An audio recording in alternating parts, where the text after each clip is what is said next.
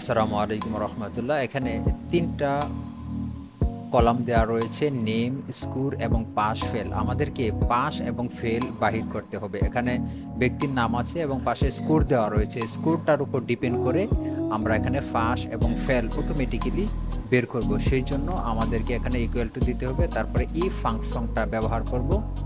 If লেখার পরে first bracket আমরা এখানে ওপেন করব। তারপর আমরা যেই স্কোরটা, সেই স্কোরটা আমরা এখানে সিলেক্ট করব। তারপরে লেস দেন অর ইকুয়াল এটা লিখে আমরা যেইটার উপর আমরা চাচ্ছি 40-এর সমান অথবা এর বেশি যদি পাই তাহলে সে হবে পাস।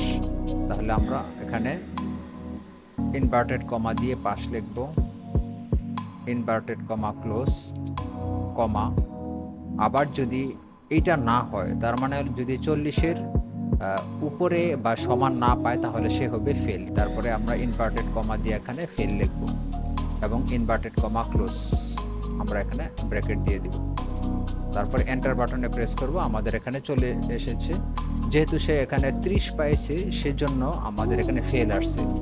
এখন আমরা এখান থেকে টোটাল আমরা কলামটা সিলেক্ট করে দিব। এখানে অটোমেটিক্যালি কিন্তু এখানে 40 পেয়েছে, সে পাস হয়েছে, 50 পাস। আবার এখানে 30 পাইছে, সেখানে ফেল।